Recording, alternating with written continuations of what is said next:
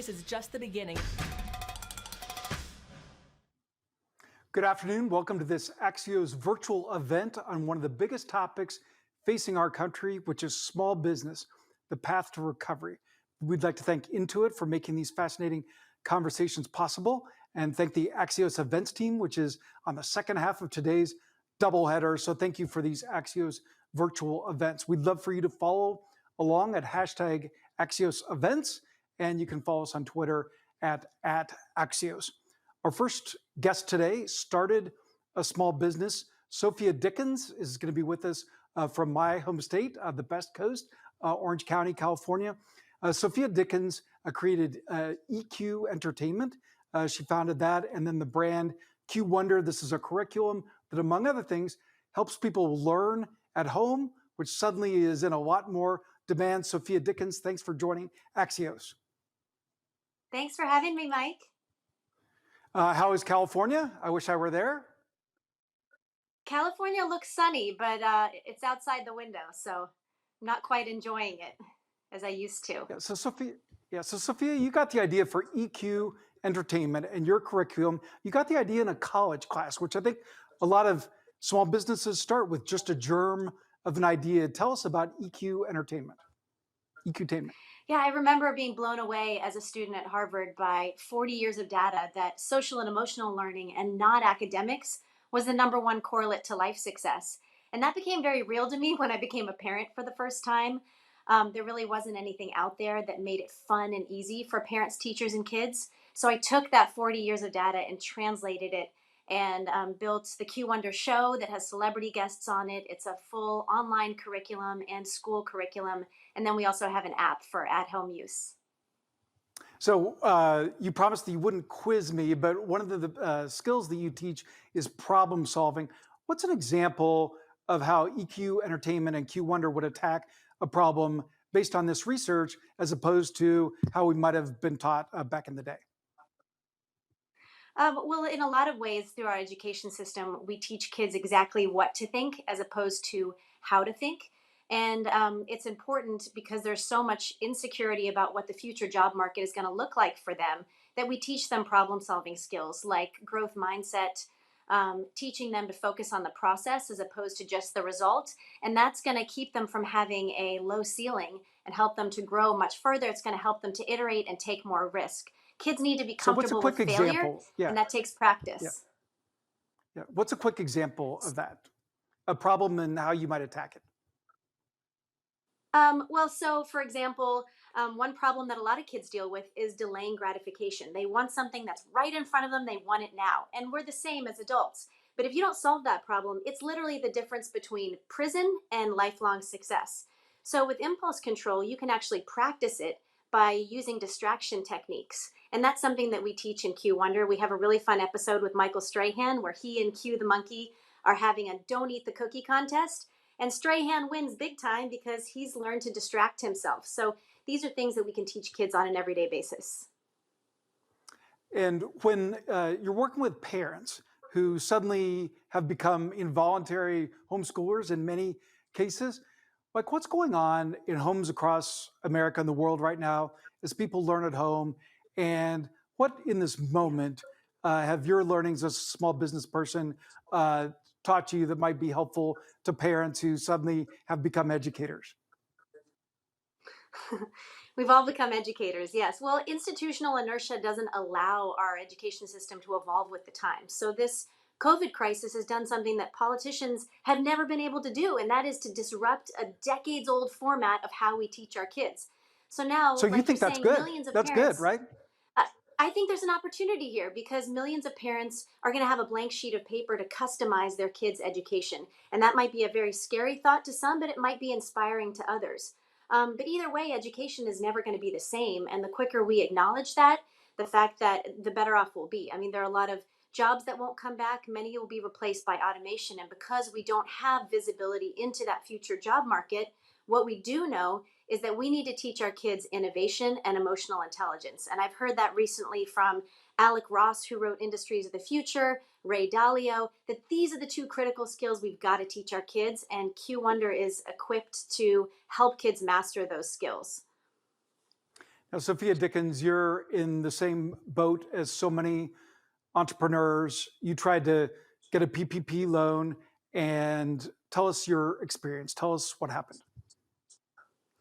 Well, I think the U.S. economy is made up of almost half of the economy is made up of businesses that are small, that are under 10 employees, and hundreds of thousands got stuck in the queue. We were with one of the larger banks, waiting for our PPP loan, and got stuck. It sounds like the online portal wasn't working properly or was offline for a good portion of that week. I heard this happened with another major bank as well.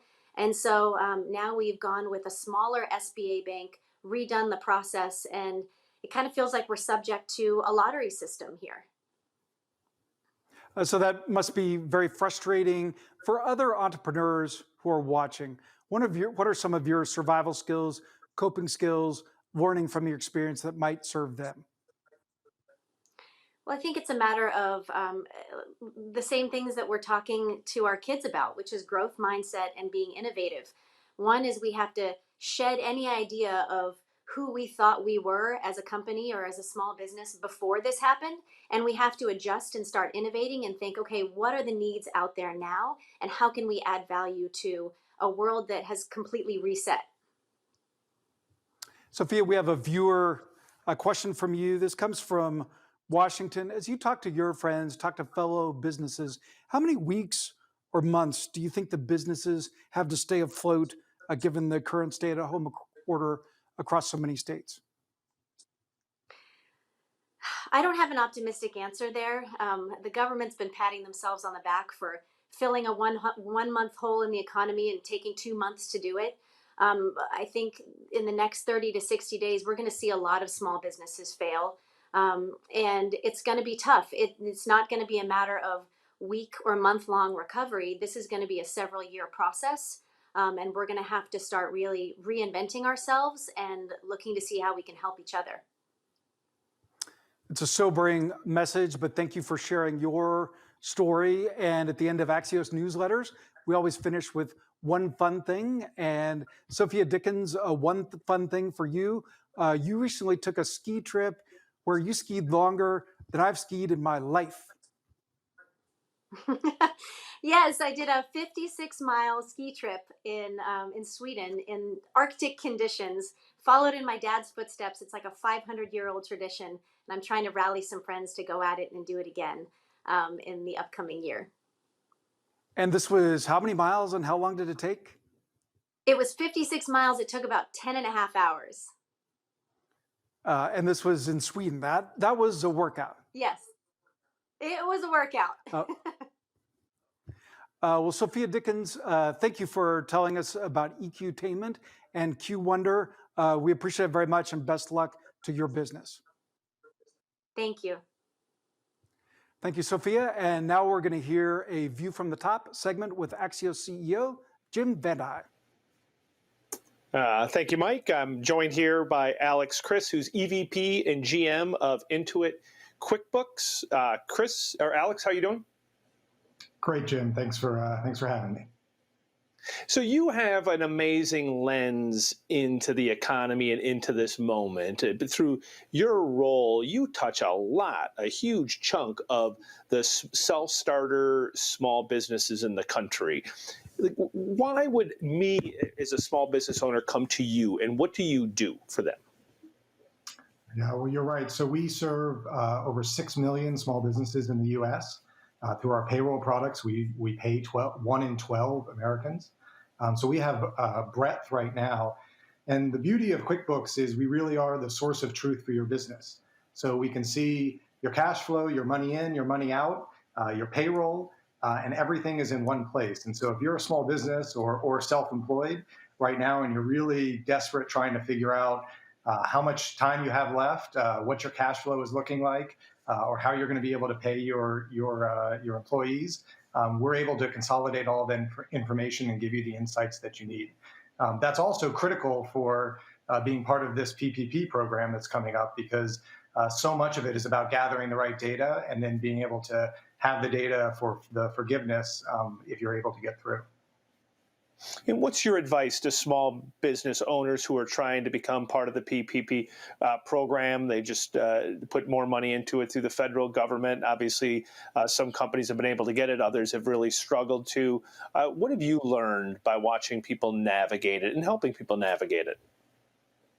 Yeah. So first of all, the amazing thing about small businesses is they are incredibly resilient. You heard in the earlier segment, Sofia is a great example. I talk to small businesses every day, and they are pivoting. They're figuring out how to be part of an online world or sell their goods in a virtual environment. But we have to help them basically buy time right now. They are scrambling, trying to figure out how to make their cash flow extend.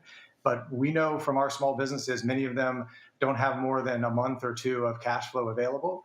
And so without these kind of helping hands through something like a loan or a PPP program, they're going to go out. And so my advice would be continue to pivot, do what you naturally do, which is figure out how to keep your business running, but then look for help as well. And I think we're about to see round two of this program launch, and I think there will have to be more even beyond that. So don't be afraid. Don't feel like it's out of reach for you. There are folks out there like Intuit QuickBooks that will help you get up and running and apply for one of these loans. How many more rounds do you think the federal government will have to do of these loan guarantees for small businesses? We're through two of them. We have more than $600 billion allocated for the program. Given that you have this insight into what companies are facing, how much more do you think the federal government's going to have to put forward? I'm not sure how much more they will need, but I do think we're going to have to reconsider how the program is structured. Right now, as we saw in the first round, and even with the carve-outs in the second round, the folks that are getting the loans are the larger small businesses, right? The average loan size in the last round was $239,000. We're seeing our customers coming in and applying for what they need to cover their payroll, which is $40,000. That's a massive difference. We're talking about businesses that have 20 to 50 employees getting the loans, where the vast majority of our small businesses are less than 10 or even less than 5 employees. Those are the ones that structurally need it, but that the system isn't really set up for right now. Banks aren't there to cover the smallest. That's why we started our QuickBooks Capital business to begin with, was because they were underserved and they weren't the ones that the banks could cover. And so it's not going to be just about putting more money into PPP. It's going to have to be, as we move forward, thinking about how will we work with fintech, work with players like QuickBooks that have the data and the algorithms to be able to approve and serve the smallest small businesses out there, the truly underserved, and make sure that those dollars are flowing to those small businesses. What else should or could the federal government do to help small businesses? Every politician says they love small businesses. I'm a small business owner. I love small businesses. Like what can government do above and beyond the PPP program to help the type of small business you were just talking about, someone who's might only have 5, 10, 15, 20 employees? Look, I think the government's doing an amazing job. I think this program and the money that's flowing in is exactly what they need. I just think they need to think about the structure. And so I would ask explicitly for them to think about how do they leverage the fintechs, folks like us that have data that is above and beyond what banks can rely on. Again, credit models that allow us to actually approve and lend to the smallest small businesses. Really work with us, work hand in hand so that we can get those dollars to use.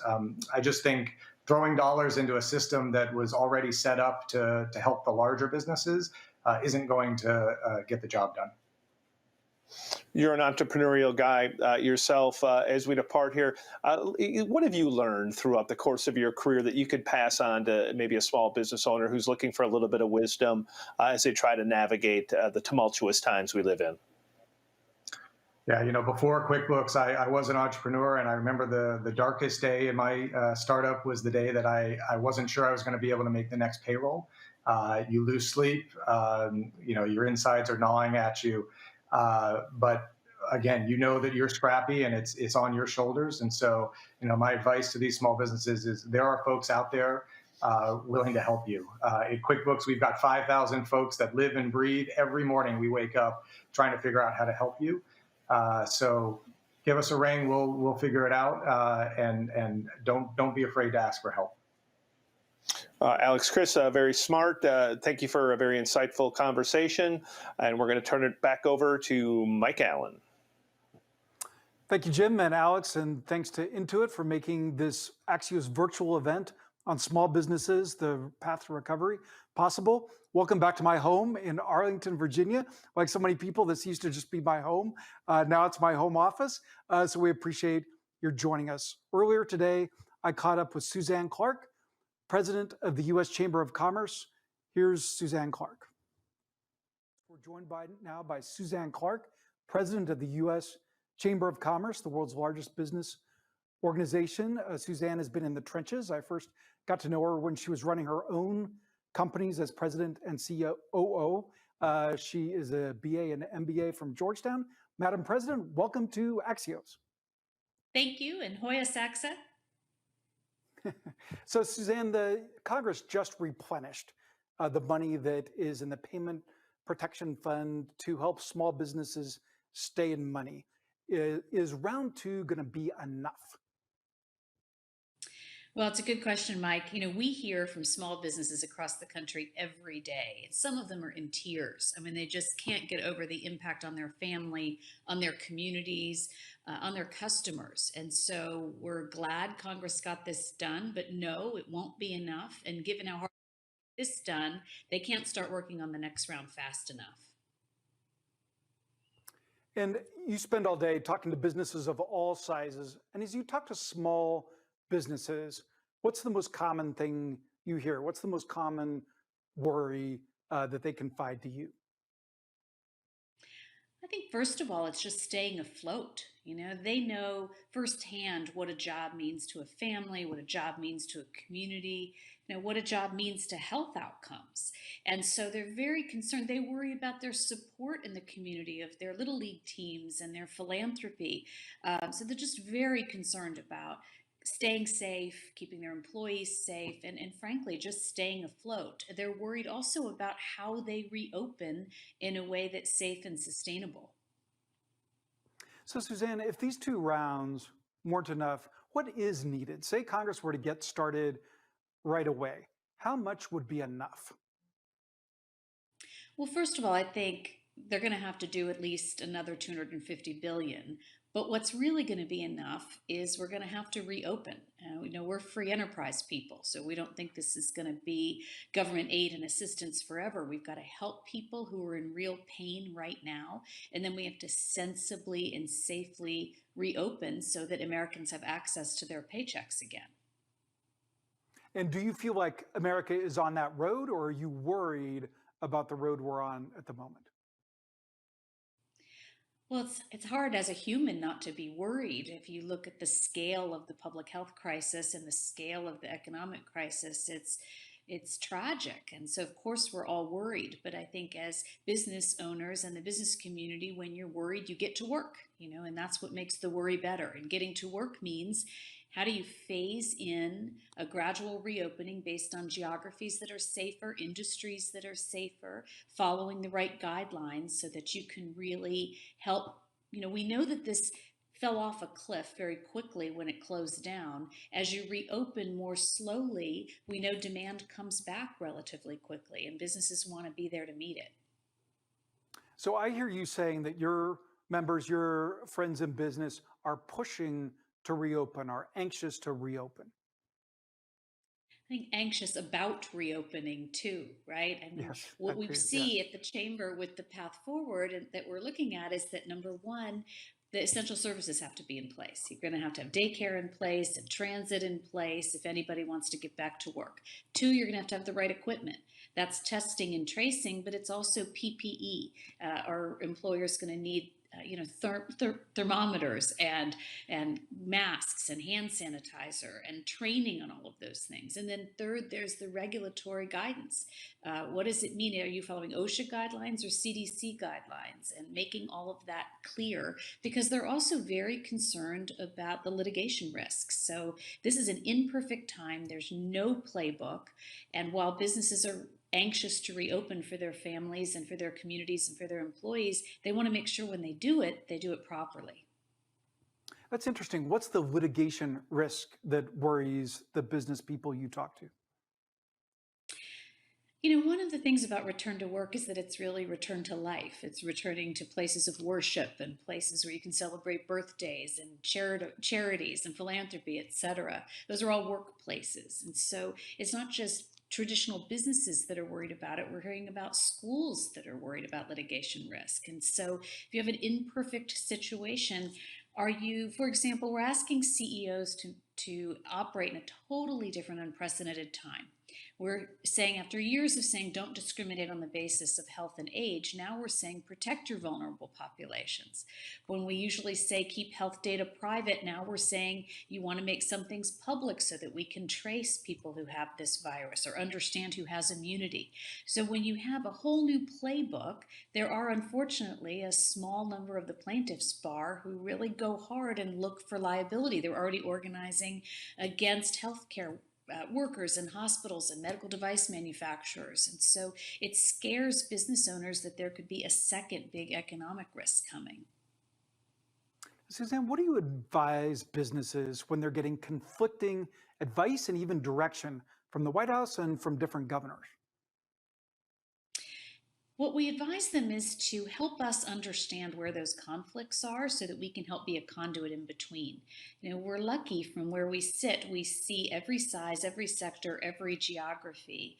We can talk to the White House, we can talk to the State House, and we can talk to local public health officials to help coordinate and collaborate. We see a lot of people at all levels of government really trying to do the right thing, but again, totally unprecedented. So the more collaboration, the more cooperation, the better. So what we say to businesses is be really clear about your questions, be really clear about your concerns. We have task forces based on geography that can help, but also based on sector, because we know the challenges with a consumer-facing company will be very different than, say, an office company or an industrial company. So anything that we can do to get questions and concerns in one place to help guide policymakers and business leaders in this collaboration, we want to do.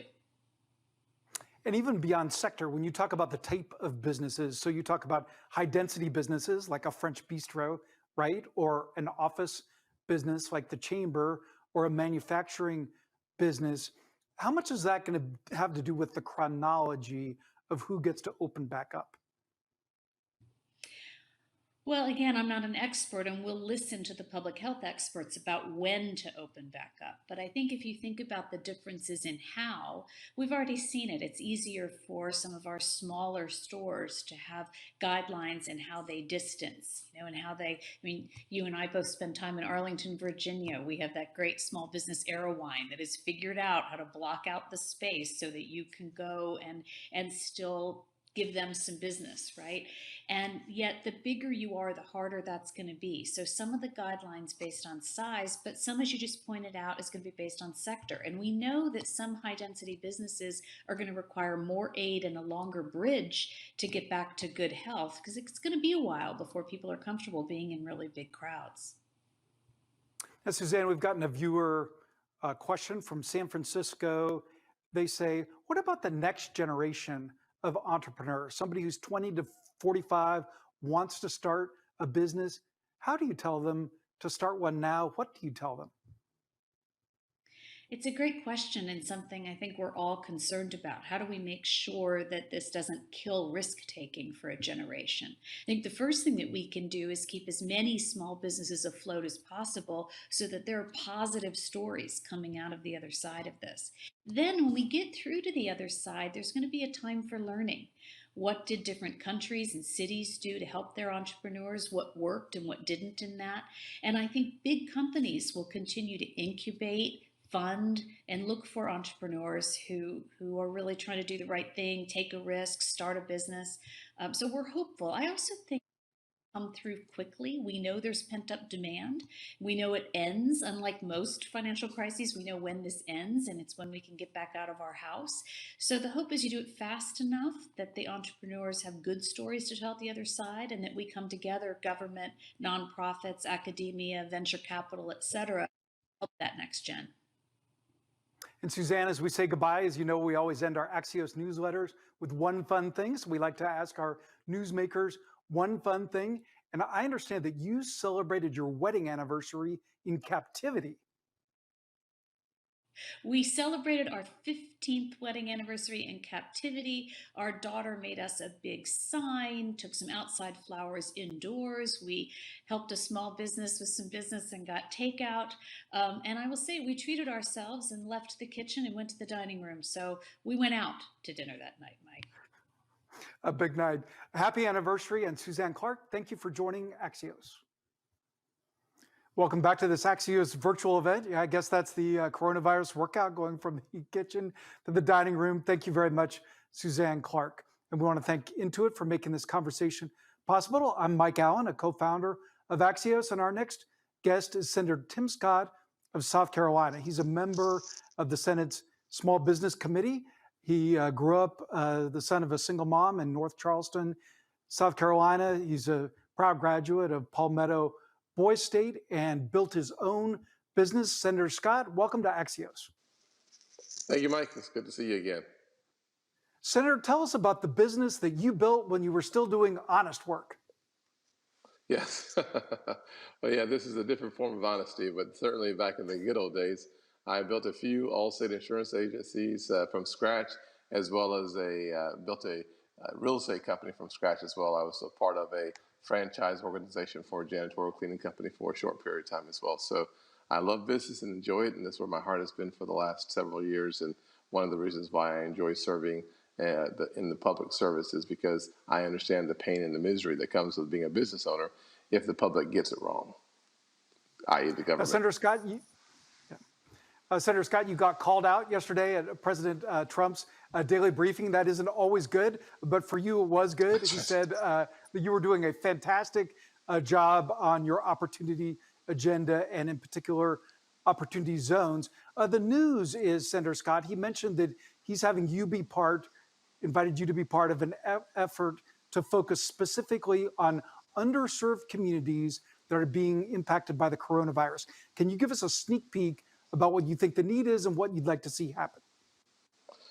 I'd say that there are two major pillars for the underserved community. One's the rural communities. We have rural hospitals that have shuttered over the last several years. If you listen to anyone from Nebraska, Deb Fisher, to myself here, or Lindsey Graham in South Carolina, our rural communities really do need to have a strong, healthy support system to include the ability to connect up from a technological standpoint. So those are two major areas: healthcare and the technology connection in our rural areas. And then in our urban areas, the issue of stubborn, persistent poverty, and tackling that both can be both benefit from opportunity zones without question. They benefit differently, but they both benefit. So we're going to try to tackle both the inner city poverty that is persistent in our larger communities, as well as our rural communities. We cannot forget that our rural kids need the type of connectivity that is critical for their education. And these last several weeks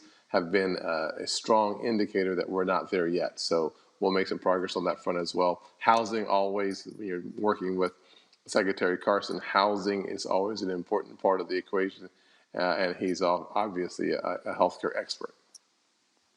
Now, you, Senator, just a few minutes ago, Suzanne Clark, president of the U.S. Chamber, told us that the businesses she talks to make it clear that even with this refill that the Senate just passed to the Payroll Protection Act, that's not going to be enough. How feasible is it for there to be yet another top-off, another replenishment of PPP?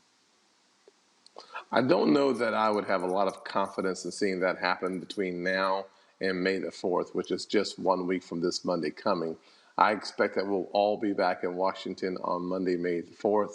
If that's the case, you'll start an arduous process to identifying those sectors that need assistance and regions that need assistance, and then go back to the drawing board. That will probably be a more painstaking process to identify where we need to add more value. No question. My understanding was that some estimates had the PPP being utilized about $50 billion a day. If that's true, 6.5 days later, those resources are gone. The good news is the 1.6 million that was used during 1.6 million businesses used the first tranche of the Triple P, helping about 30 million employees. The second round, hopefully we can help about the same, probably 1, 2, 1, 3, and that could help as many as 20 to 25 million employees.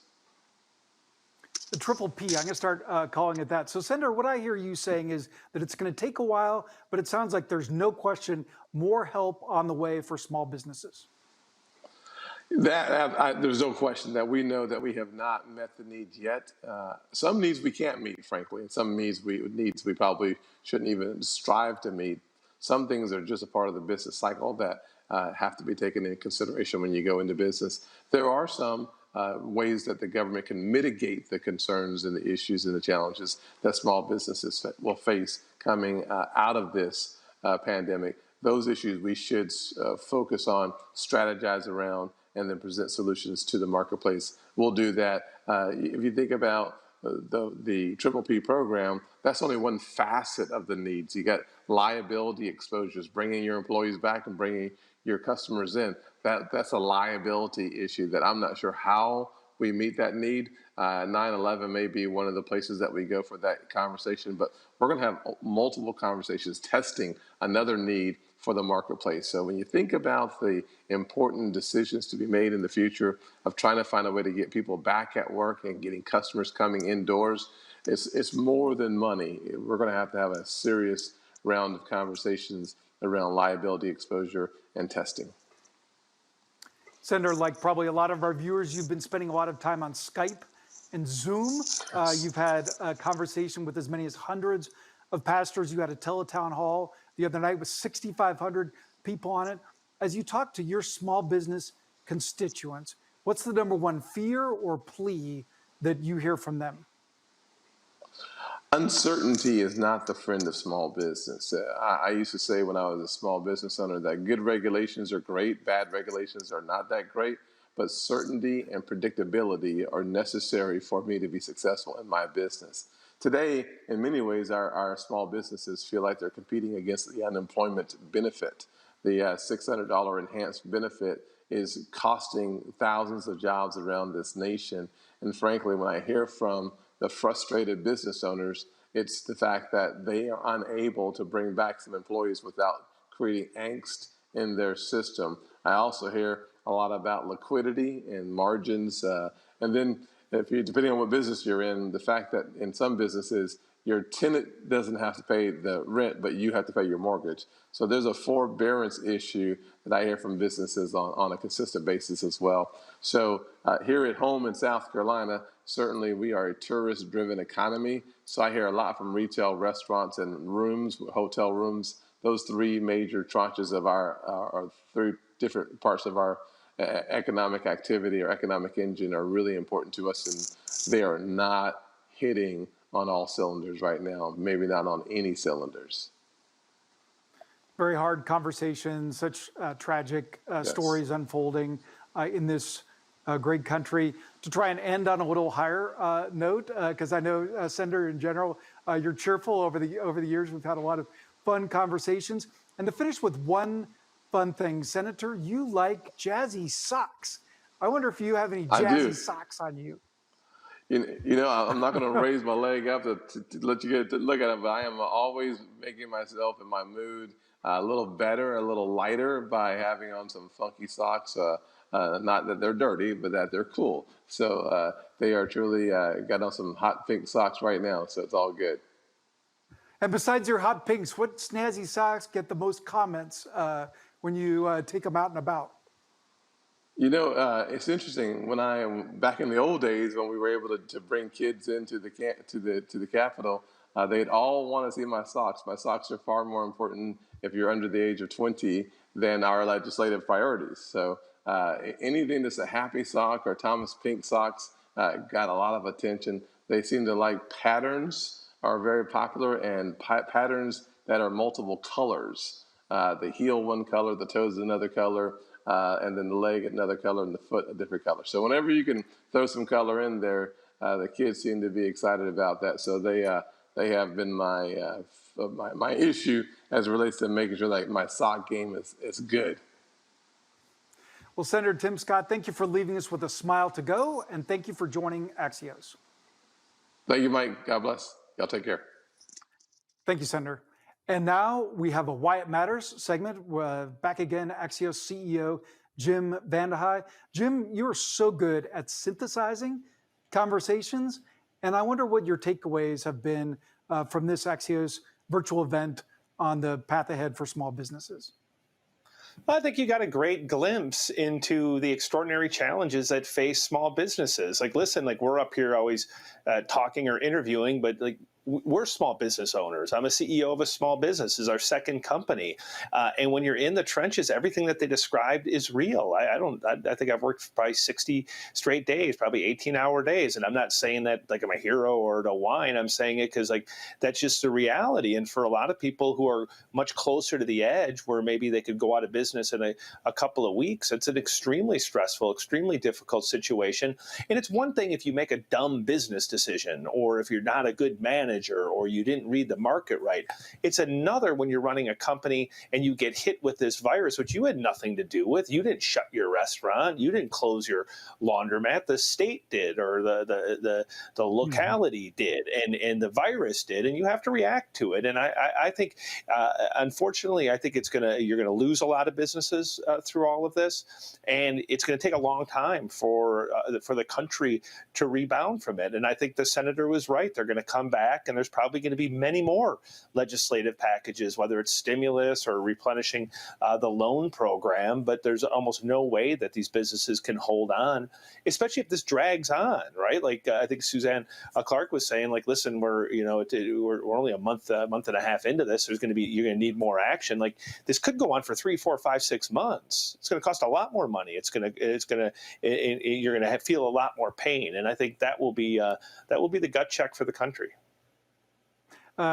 Jim Taylor's giving me the hook here in our ear, but real quick before we go, something that you have advised other small businesses for years. And if I think about how you and I can serve other entrepreneurs who are watching, something you've always advised about your company is over-communicating internally. And during this virus crisis, you've really put that into practice. What can you say about that to help someone else running a small business? I just think nothing sort of dampens or sort of brings down the nerves and the stress better than just communicating, being super duper honest and transparent with your employees about what you're doing and why you're doing it. Everybody's a wreck. Even if things are going good, people are a wreck. They're sitting at home. Their kids are running around. They might be crammed into a small house. They haven't left. They're eating the same meal. They're sitting in the same clothes. Like everybody's in a bad place right now. So if you could just communicate, and sort of show empathy, it'll all pay back. I think it's the smartest thing that we do is we communicate until we annoy the hell out of ourselves, and only then do we feel like we're making some progress. Well, Jim, thank you for living your advice, and thank you for being a great CEO of Axios, and thank all of you for joining this Axios virtual event. I'd love to continue this conversation. I have 2 great newsletters every day, Axios AM, Axios PM.